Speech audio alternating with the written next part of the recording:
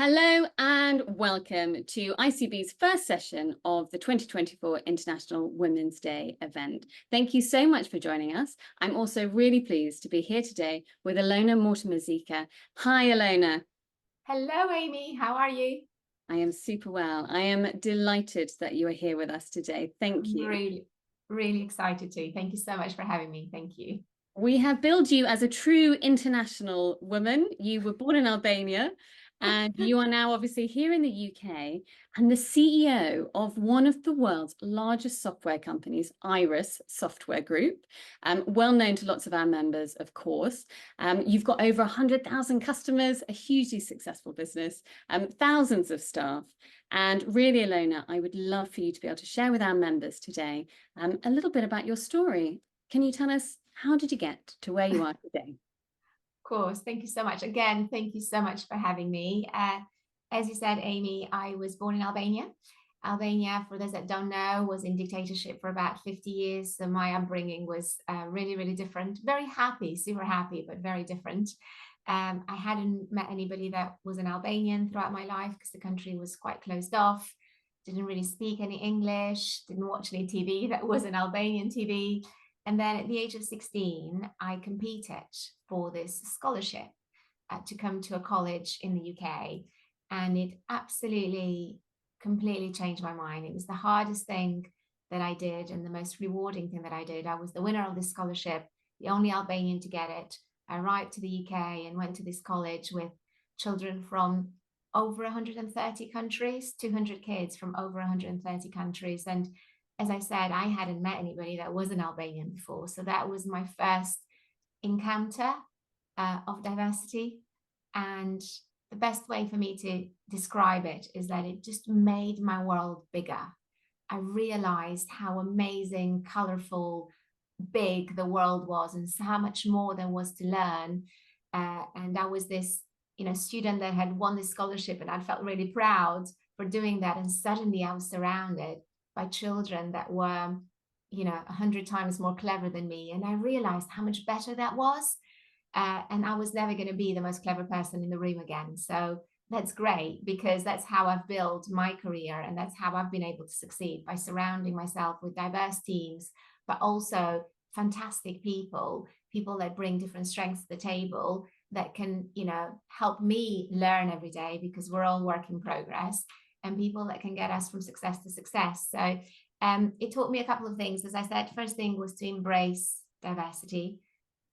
Super important, because fundamentally, I realized that when faced with exactly the same problem, myself and my friends would look at it from a completely different angle and therefore come up with a much more rounded and better solution. So at its core, diversity is not just a nice thing to do, it's a must-have. It's actually really great for business. It's great for business decisions. It's great for outcomes. It's better for our P&L. It told me, as I said, to surround myself with amazing people, but also collaborate and build a culture where collaboration is key and everybody feels included.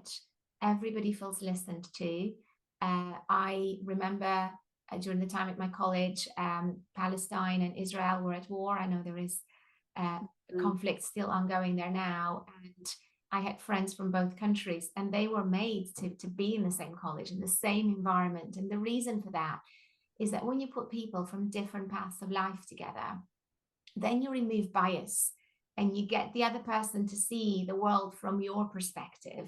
And we can make the world a better place, and we can remove those biases that are untrue and get to reach a better equilibrium and a better business decision. And that's how business deals are done on a daily basis, by collaborating. So I think it taught me that, which is super important. And the final thing that it taught me was the thirst for learning and curiosity. Because when you surround yourself with diverse people, then you realize how much more there is to learn. And I'm going to hopefully be a work in progress when I'm 100. And I ask a lot of questions, and I hire for curiosity. When I interview people, I ask them how curious they are, because without curiosity, we can't innovate. We can't challenge the status quo. So super important. And then I'm going to fast forward really quickly, because I know I went on a lot about my college experience. But I did accounting and economics at uni. I went to Reading Uni. I was lucky to get a scholarship. Spent a long time in Big Four. So I'm an accountant. I'm a chartered accountant. I am a really proud accountant. I love being an accountant. I think it's an amazing profession. If you're a bookkeeper, an accountant, I believe we are the heart of the economy, and we genuinely can help businesses, therefore the economy, not just survive but thrive. So super, super passionate about that. And then I joined one of my customers at the time, one of my clients at the time, a business called Decision. And I spent a few years with them. They were in private equity. And I really love private equity because it's a great way to run a business that you do not own, and to still have a piece of it, still have skin in the game. You get given some shares in the business that is owned by a private equity house. So it's a great way to be entrepreneurial and really feel that you are making an impact. So through that, I then applied at Iris. I joined Iris as a CFO. And I'd audited Iris when I was at Deloitte 20 years ago. So I knew about Iris. I loved Iris. I could see how Iris had grown. And it was making like £5 million of EBITDA when I audited it. By the time I joined, it was making £45 million of EBITDA. Today, it's about 170 million. So we have grown a lot. And I did CFO for about a year and a half. Then I moved to COO. And I've been CEO now for about 4.5 years. And genuinely, I have the best job in the world. I love it. I'm surrounded by amazing people. I run a business that I love. It's a privilege to be doing this, and delighted to speak to you today. And I know it's International Women's Day that we're celebrating too, but I did want to just make one comment to say that it does take a village to get up the career ladder for anybody, for man, for woman, for anybody. And that village is made up of a lot of people and, friends, family, of course, bosses, co-workers, but there is always a spouse, a partner, a brother, a father, a supportive co-worker. For me, I've been supported a lot by male bosses throughout my career that we need to acknowledge as our allies and as our supporters as we've come up the career ladder. And personally, my husband has been super instrumental as well to my career. I've got 2 wonderful boys, and I couldn't have done it without him. So yes, I've worked really hard, but a big thank you to all the male role models as well that have supported me and all of us. Wow.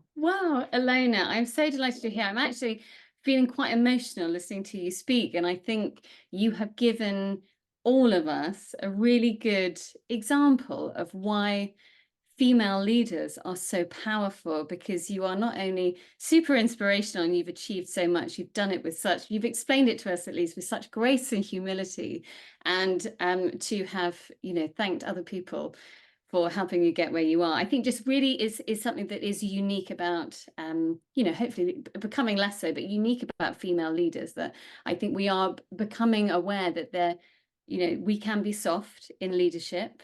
I quite often joke that somebody on my team said I was too nice, and he doesn't work here anymore. But I felt very strongly about it when he said this, and I kind of thought, well, I have issues with the fact that being too nice might be a bad thing. I agree. And it's really inspiring, and I'm sure everybody at home watching this will think, gosh, that really is as inspiring as I do, that you can be such a successful leader and also so incredibly seemingly humble and lovely with it. So I'm almost kind of short of words there, but I wanted to pick out some of the things you talked about. I think we'll definitely come back to that idea of the village, because I like we love that here at ICB. We're very much a community-driven organization, but this idea of diversity within teams, I've read a book called Rebel Ideas, which has some of those similar themes, and it talks about how actually the more we disagree with each other, the more creative we can be in our problem solving. But what about, I think there is, what do you think is important about, is there a kind of correlation between diversity and inclusion? I've kind of seen it myself that sometimes it's not enough to have a diverse team. You need to really actively make sure that people feel included in order to know that their voice is heard. Have you always felt included yourself, and what do you do at Iris to help people feel that kind of, feel included and valued? What a great question. I completely agree that D&I are used very closely linked, aren't they? It's always like you don't just hear about diversity or inclusion separately, it's always D&I. And they are two different things. I mean, I think it's important to start with diversity, because by starting with diversity, then you are creating a workforce that is representative of the actual world that we live in. And Mm, it's important that we create that in real life, because we are in the business of people. It doesn't matter if Iris is a tech business, but it doesn't matter that it's a tech business. That technology is built by people and is bought by people, and therefore our people have to be representative of mm, our customer base and of the world that we live in. So diversity is super important and is great for business, but then on its own, it's just a tick in the box. Because you can have diversity, which is merely to say that I've got the presence of difference, mm, but that's not enough, because the presence of difference without a voice mm, doesn't really get you to the right outcome. So it's a little bit like being invited to a dinner party, and you need to make sure that you pick up your guests rightly, and you need to put your guests around the table. But you also need to make sure that each guest is, it's not that you just need varied guests, you need to make sure each guest has a voice, and you are discussing topics where each guest's voice is heard. So for me, that's the difference between inclusion and diversity. Inclusion actually means that you actively foster an environment where everybody can be their true self. They can they can bring themselves to the table, and where those differences that we chose to have through diversity are actually seen, they are celebrated, they are embraced, they are leveraged, so that they can drive positive change. It's not enough to just have them as a tick in a box. You have got to celebrate them, and you've got to bring an environment where everybody's got a voice that is as powerful as the other person that sits next to them. That's for me the difference anyway. And obviously we all know that the more diverse your workforce is, the more productive your workforce is. So it makes perfect sense. And it's important, in order to make sure that it's not just a tick in the box, and it's not just something that we discuss every mm. year on the 8th of March, that you do make it part of your culture. And it does come with tone at the top. I strongly believe that. I think as a leader, you've got to live your values. You can't just laminate them. You have got to live them, and you've got to celebrate them, and you've got to keep making them part of your day-to-day life. It's not something that you discuss once a year with a board as part of your ESG agenda. It's something that is lived through your day life with your employees. And to do that, I do think that, or certainly what I found the easiest way to do it, is to create a structure around it, where you are then giving your employees the voice. Because obviously it doesn't take one person. At Iris, it takes 3,500 people to be able to embrace it. And to do that, you have got to give them something to start with. You can't just talk about it and then sort of go back and hide behind your team's meeting. You've got to build a structure. So we built a belonging group, which is actually sponsored by one of our exec sponsors, Stephanie Coward. And then underneath it, we also decided to build affinity groups, because belonging is such a big, broad area, and there are different streams to belonging. So at Iris today, we have 5 affinity groups, and we will continue to increase this. So we have the Roots affinity group, we've got Unique, we've got Pride, we've got Parents and Carers, and we got Women's group. And each of these groups meet monthly, and they've all got a rep, and the rep of these groups will then sit on the belonging group, where they share what the topics were that the group discussed, and how we can make Iris a more inclusive place. And the idea behind this is that you are creating a structure, you're creating an environment, a safe environment, where people can talk about these really, really important issues, and they can escalate them as areas and knowledge that other people at Iris want to talk about. The women's group focuses a lot on menopause, for example. I've got to admit, on a personal level, it's not something I was thinking about until probably more recently in my life, and now everywhere I look, I hear something about it. And it's really important that we talk about these issues really openly, and educate ourselves. And the more you talk about it, the more of a safe environment it becomes, so that none of these topics are taboo. But I do believe that as a leader, you have a responsibility to build a structure around it. And then once you do that, your employees do that for themselves. It becomes a self-fulfilling cultural thing that is lived every day. So it doesn't become something that you have to do. It's just being done because you've built the environment for your employees to have a voice. So I think that's important. And then specific to women as well, because that's obviously a passionate area of mine, to have more and more women in tech. We've got our Thrive program. So today at Iris, we have 48% of our employees as women, and we started with 41% 2.5 years ago. So it's not 50-50. There's still a lot of work to do, but we are in You tech. can't just do a straight swap, can you? That Can't, doesn't. and I agree. And you have to show a journey, don't you? And as long as you're better today than yesterday, we see progress. And as long as we don't lose sight of our destination and our bar. But, in tech, the average is still 24-26% probably right now. So it is really difficult. So we built the Thrive program to help with the representation of women at Iris. And it stands for, the word Thrive stands for tenacious, hardworking, resilient, intelligent, vocal, and empowered, because that's what we believe we women are. So then we make sure that we, raise the amazing women that we have at Iris, but then we also talk about this a lot. And when we have our events, I have to say there isn't a lot of male colleagues attend these events because, as I said at the start, they're all fathers, brothers, sons of amazing women. And we live in a world where this is a must-have, not a nice-to-have. So it's great to have these programs in place because people can be educated and then they can become champions and they can really, really stand behind them. Wow, thank you so much. I love that. And it does pay off. It does pay off. So we are now a great place to work for women for the 3rd year running. We only applied in 2020 for the first time and got it. And then we've had it every year. And we're also 8 times top 50 employer for gender equity, which again is really important. That's really significant. Yeah, absolutely. Especially in the tech industry, as you said. And you've got this, you've your own career. Presumably you were working in some fairly male dominated organizations on your way up there. Did you learn things along the way about how to include women more and help them thrive? Yes, absolutely. I think that, if I'm honest, I've probably been very often I was the only female at the table. And also very often will be the youngest person at the table as well.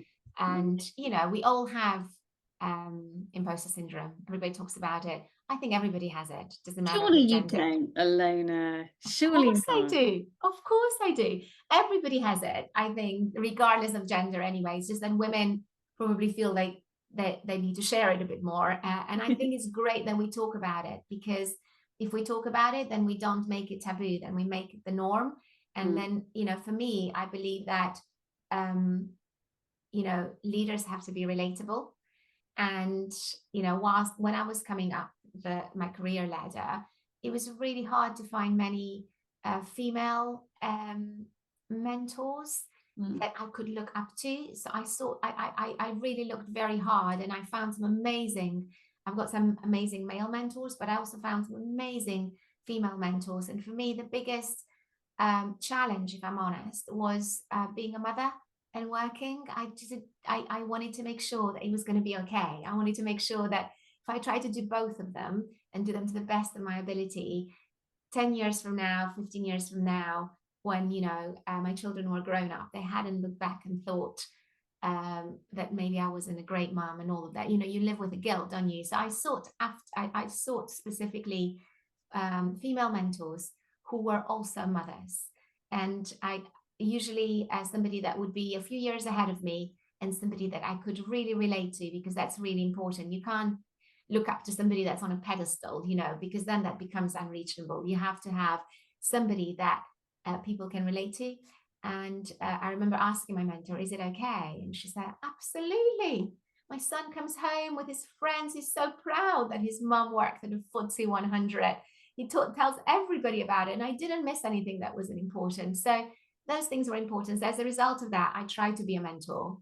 to other women to make sure that I'm relatable, I'm a normal person that just works really hard. I have imposter syndrome. I have challenges with daycare. You know, we all have to cope with real life things, and that I can help them see through it. And maybe me being, you know, a few years ahead, a couple of years ahead, gives them the encouragement to keep going, because we only grow if we do things. If we don't do things and we stand still, then we know for certain that nothing is going to happen. So it's super important to give women the encouragement to just say yes. That's all I say. Say yes to everything, and then worry about it later on, how you're going to make it work. I love that approach. I think sometimes that's my downfall, is saying yes too much. But if you say it's okay, I think also maybe just hearing you say that mentorship is a good thing to go both ways is also quite inspiring for people, because I think sometimes that even in itself is kind of putting yourself out there to be vulnerable and get you know, guidance from somebody else. That's quite important. And something I think, you know, maybe this is a good moment to sort of go back to that idea of the village, and you know, maybe would you say is it perhaps even quite a sort of female trait to think that you've got to take it all on and cope with everything and do it alone and not complain and just keep, and especially if you've got kids as well, or other people in your life that you're responsible for. Do you think there's quite this, you know, we feel this obligation to just take it all on? I think so. And that may be a generalization. I don't want any, you know, of our male colleagues to be offended, but I think we just have a different bar, and also it's not higher, it's just different. And also we judge ourselves very differently. I mean, you can see it from even sort of recruitment processes, right? We know it's a proven fact that if there's a job spec and it says you must have these 10 qualifications, you know, a guy's going to look at that and go, I've done 6, so I'm going to go and apply because I fancy my chances. I've done the majority of these, therefore I'm going to apply, see how it goes. Whilst female would look at that and go, I've only done 9, I haven't done the 10th one, so I'm not going to apply. And that's why, you know, luckily the world has moved on now, and hopefully everybody's got gender neutral job specifications. And I make sure that at our team, we don't even put things like must have on our job specs. We put words like ability to, because everybody's got the ability to do something. Just because they haven't got experience of doing it, it doesn't mean that they can't do it. So you can really be very conscious of how you put that job spec out there. But the same applies to everything else. Then it was like, as I said, for me, it was like, how do I be the best mom and the best CEO and make sure that my kids really love me and nobody judges me? And sometimes all this pressure that we put on ourselves, it's just that. And it's important to surround yourself with people that lift you and people that can, you know, advise you to cut out that noise. And that's where that village becomes really important. So my biggest advice for women is, number one, or certainly what has helped me, number one has been that it's you've got to accept that you cannot have it all. I just don't, you know, this whole idea of people thinking, have it all, have your cake and eat it. Well, I mean, it's all relative, isn't it? Depends what having it all means. I don't think you can have it all. I don't think anybody does. I don't think celebrities or anybody that we watch on TV have it all. They have to work really, really hard to be where they are. But I do think you can have most of what really matters to you. And that is different for different people. I've got kids. Somebody else might have a hobby. Somebody else might have, you know, an elderly person they look after. Whatever those commitments are, write them down and then decide what are the bits that are negotiable and what are the bits that are non-negotiable. And for me, for example, because children is my main priority outside of, you know, obviously work. So that's my struggle with work-life balance, about the kids. For me, I can't do drop-offs and I can't do pickups. Of course, I can do them on certain days, but I can't commit to every day doing a drop-off and a pickup, because that would take a lot of strain on my work life and everything else. And to be honest, I'd break in two and it wouldn't be possible. But so I don't commit to those, but I do commit to never missing out an event. So at the start of each term, you get the term calendar, and it'll tell you when the nativity play is, when cross country is, when the concerts are, etc. And I will never miss any of those. And I feel okay with that. Now that's my bit of what's negotiable. Other people might have different ones, but then I fiercely will protect the bits that I said I was going to do. Because if I don't do them, that's when guilt creeps in. That's when I feel resentful around doing something else instead of doing what I wanted to do. So choose what you want, don't compromise on those, and then protect them really fiercely, and then make peace with everything else. I make peace with the fact that I don't know half of what's going on at school because I'm not at the school gates every day, and that's okay. But I've got some amazing mum friends, and I go out with them. I make time to go out with them on socials, and that's how I stay updated. You know, I've made time to become a school governor. Even though I'm really, really busy, I might not have time to do PTA and volunteer at school, but I do have skill sets like finance, like tech, like my passion for education that can really help the school. And that's a better way for me to contribute rather than feel the guilt of not being there every day. So I would say, except you can't have it all, but you can have most of what you can, most of what you want, what's important to you, protect it, and then get your village to help you with the rest of it, or to make sure that you protect what matters to you. You know, you get paid more. So pay for nannies, pay for cleaners, pay for gardeners, those things that you are going to have to do yourself, so that the time that you have, you spend, in my case, with the kids, or spend the hobby that you have.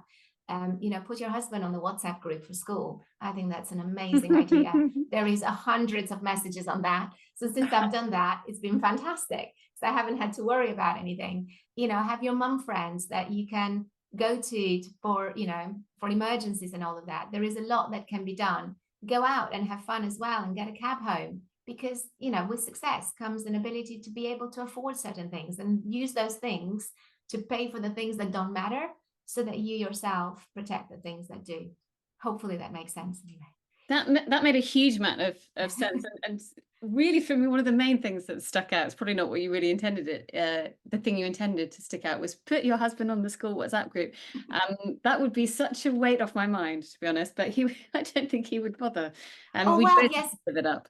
You underestimate him, Amy. I mean, I don't know your No. husband. I'm sure he's amazing. If he's watching this, I think this is like, it's a challenge. It's, you know, I think as long as you make sure that you say, I am not also seeing it, because when it's like half baked, then he will expect you to do it. But I say, I'm not reading the WhatsApp group. You are responsible for the WhatsApp group. And it's great. And I mean, often I see my husband respond. You know, I mean, let's face it, 80% of the messages are about some missing kit, aren't they? Absolutely. Yes. And then I see him respond. So I think, wow, not only is he all over this, he's helping other parents. How amazing is this? So I challenge your husband to do the same. There's potential there. Speak to me next year, and let's see. It sort of comes with your own confidence, I think. And my kids are now 9 and 7, so I feel more confident that you know, if something is happening at the school that I need to know about, someone is going to tell me. And actually, I do tend to ignore the WhatsApp group myself, but sometimes it is useful to be able to share your own knowledge with other people. And there are the sort of, yeah, everyone will know the offenders who are constantly on the chat. But 100%. I think this idea of the village, I think, is really fascinating. And something that really inspires me about bookkeepers who run their own businesses is that I see time and time again that when they're successful on their own terms. And one of the things I really love to see bookkeepers do is have those set boundaries and and again, I think some of that comes from having this sort of confidence of being in the job for a certain amount of time. But because bookkeepers they're running a service business, and I think a lot of bookkeepers get into bookkeeping because they just want to help people. And that, you know, comes back to that sort of power of bookkeeping and accounting. You can make a tangible difference to businesses. But I think sometimes when you first start your business, or when you first start out in your career, the temptation is to just give, never say no. And your sort of altruism comes out, but actually you're not, you know, putting on your own oxygen mask first, kind of thing. Absolutely. But sometimes I see these bookkeepers and they say, well, actually, you know, I don't respond to emails in the summer holidays, or I don't do any work after 2 p.m. in the afternoon because I'm with my kids, and my clients know. So I think a lot of it is about having that confidence and being able to communicate, like you say, what your priorities are, and know that you can protect those. And who is anybody else to say that's not good enough? I completely agree. You know, when I said earlier, say yes to everything, I meant that more in the context of opportunities, not time, not, you know, I think in life there is radiators and there's drainers, you know, in terms of your energy. And there is opportunities that come into you from a radiator perspective, and you can doubt yourself and you can go, I'm not good enough to do that, whatever. I say, to women. If it's going to grow you, doesn't matter whether you know how to deal with it or not. You can figure that out later. Go and get it, because you have amazing skills that are going to get you there, and hard work and persistence gets you there, not necessarily just experience. So just say yes to that.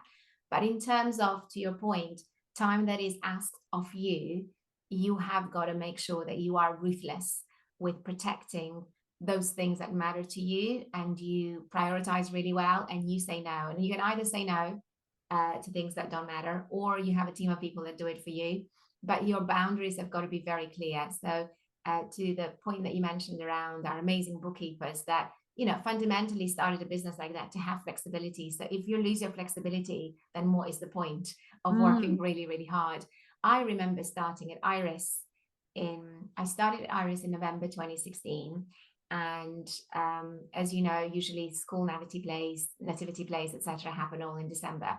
And I knew when the dates were, and obviously I had walked in with my dates from the calendar from my previous job, and I gave them to my new PA and said, "Oh, this day is nativity play," and it's something like from 9 till 9:30. You know, and we're not talking of a big investment time to put it in context. And she said to me, bless her, she said, "Shall I put it in as a doctor's appointment?" And she said it in a nice way. She was trying to protect me so that, you know, nobody would ask and question, like, why wasn't I at work? And it was, you know, and maybe it was a sign of the times or a sign of the culture that existed, but it did stay with me. And I vividly remember going back and saying, no, I want them to know that that's what I'm doing, because I work for this business outside of 9 to 5. I'm working at the weekend. I'm there when, you know, on the football pitch as my boys are playing, I'm answering my emails. So it's okay for me to take some time here and there for things that matter to me, because they don't happen every day. They happen once a week or once a month or 3 times a year. So it's really important. So I talk about this story a lot at Iris, because I want people to bring their best to the table, and their best to the table means come with your commitments and your hobbies and what makes you tick. Clearly, you know, choose the ones that matter the most, and then help me protect them for you. So if that means you've got to leave work at 4 o'clock every Thursday, whatever it is, because you've got a Pilates class and that's what you love to do, then do that. Because I also know that I ask a lot of you, and I know that you're answering emails at 8 o'clock at night when you shouldn't be. So we can't live in a world where we are pretty rigid about this 9 to 5:30, particularly since COVID. I think, you know, the world, our colleagues, everybody, our customers invited us in their living room. So now the two worlds have merged. I don't think that we can uncouple them again. You know, I think people are working flexibly, but that means they are working at times when they shouldn't be working. Therefore, at times when they maybe have to be at work, they should be allowed to do the things that matter to them, because maybe that music class or whatever it is only happens at 9 a.m. on a Monday. So why not? Because we can judge ourselves on output.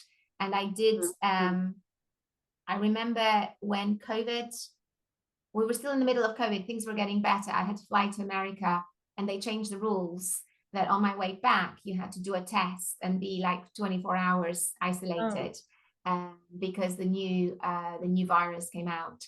And as I was flying back on a Friday morning to go straight to the nativity play, so it was like 4 years later from the year I started at Iris. Wow. And I would miss my nativity play because now I'd have to be isolated and have this test. So I didn't fly. And I had to tell my whole employees that I couldn't do that. I write an email every Friday, and I opened up for that because it mattered to my little boy that I was there that day. And I think if you make it an open discussion, then hopefully people respect. We're all doing our best. There is no magic wand. We're all doing our best. And we should be supported by our friends, by our co-workers, by our company, the businesses we work for, to do the things that really matter to us. So well, hopefully that is what a career in bookkeeping does for our members. We were speaking earlier, around 78% of our bookkeeping businesses that are part of ICB are actually female-led. The reason behind that, I guess, is manyfold, but I think one of the reasons, and you know, sadly, is because of these you know, pervasive gender roles and women taking more time after they have kids. So we actually have a lot of members who have come to us as a second career, And that's why I found it very interesting what you were saying about this kind of idea of lifelong learning, and how we can, you know, how a career now can be quite varied. But we've got a lot of members who have, you know, picked up bookkeeping for the first time later in life. And also a lot of people who come to us because they are craving that flexibility. And it might not just be Yes. because they're a woman and they want to look after their kids, but for all sorts of reasons.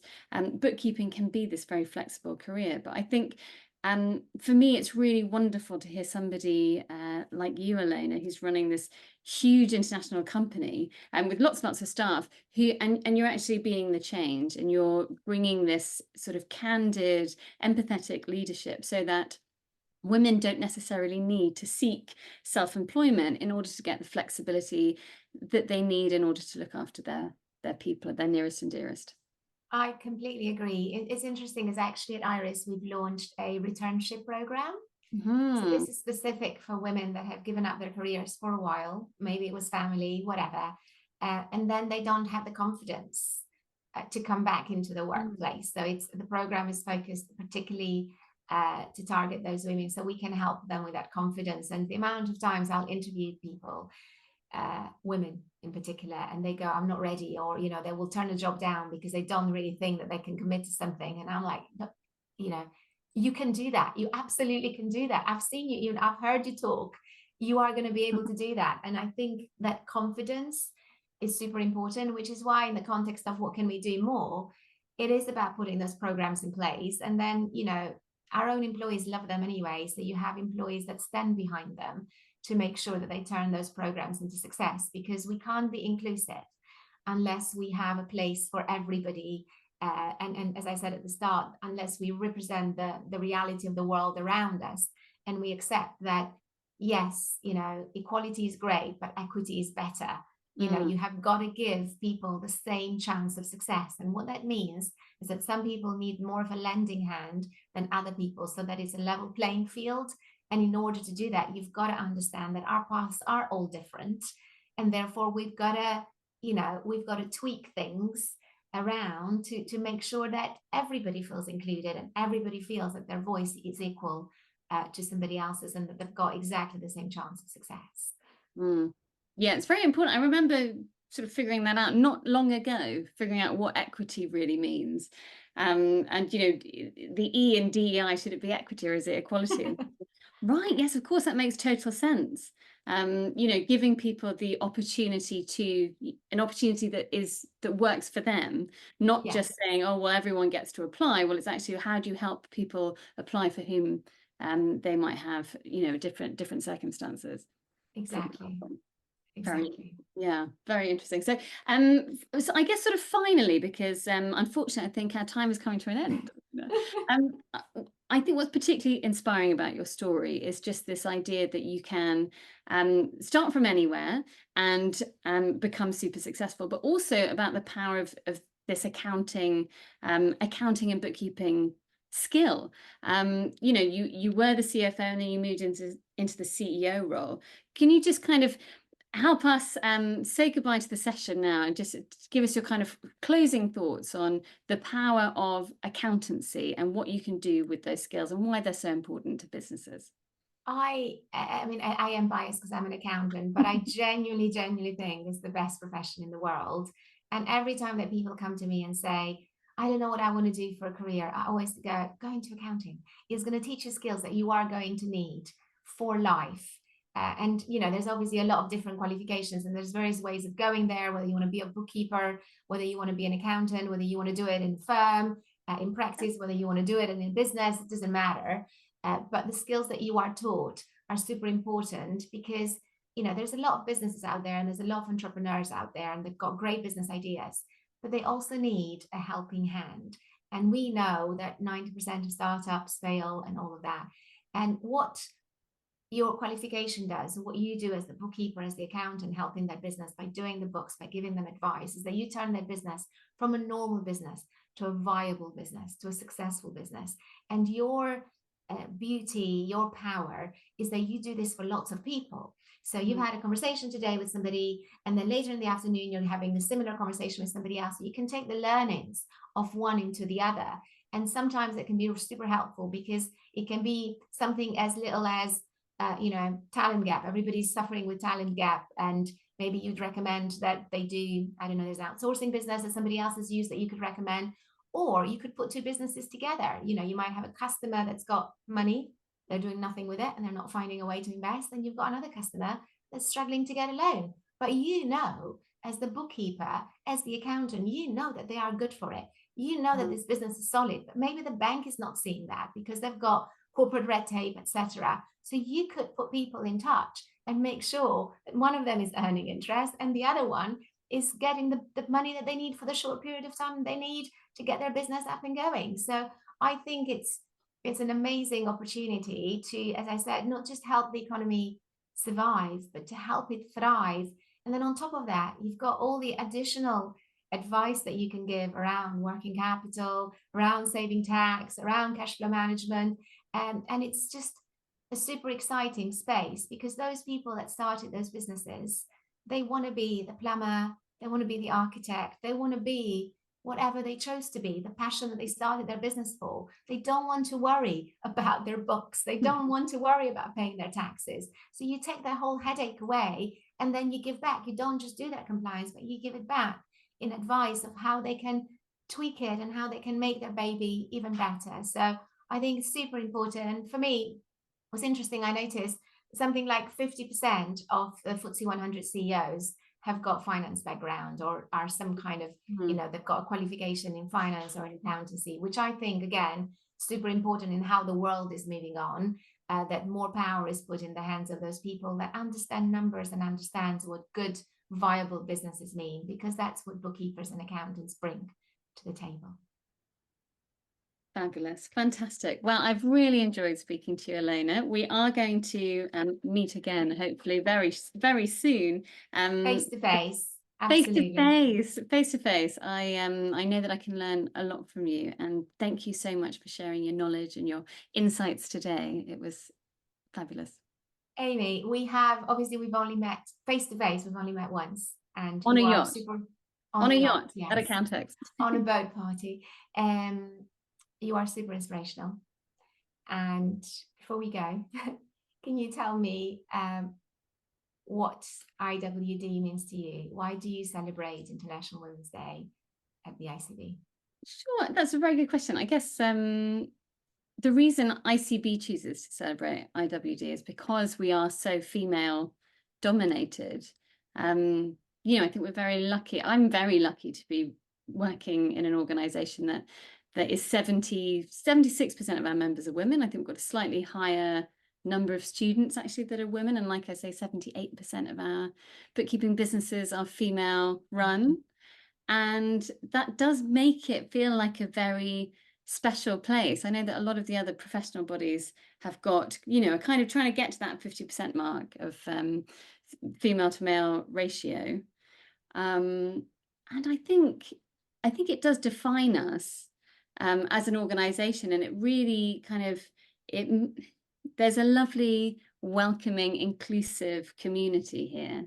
And it's not just because we're women, but I think a lot of it is because women do raise each other up and do help each other thrive. And so a lot of what you were saying about, the village, it takes a village and you've got to look after each other, really resonates with me, because I think that's one of the best things about being a member of ICB is that you will find yourself among your people, and people will help you be successful. But our members are taking, they're doing something incredibly brave. A lot of our members go into self-employment. A lot of them, like I say, are changing career. They've done something completely different. They've probably never run a business before or never worked in accountancy. So they really are very inspirational to me. So really, I suppose we do this every year to kind of give back and say, women out there working in this profession, well done you. You're incredible. That's amazing. You're incredible, Amy. Here's to all the amazing women that surround us. Happy International Women's Day. Happy International Women's Day. I just wanted to kind of close with one thing that you said, Elona, which I love, which was you've got to live your values, not just laminate them. And I hope that everybody is taking something away today that will help them thrive and feel confident. So thank you ever so much, Elona. Thank you so much for having me. Thank you. Lovely. Bye. Thank you, Amy. You're amazing. Sorry we overran. I'm sorry. I don't have to cut Hopefully it off, do I? I can stop it recording, can't I? Fabulous. I hate that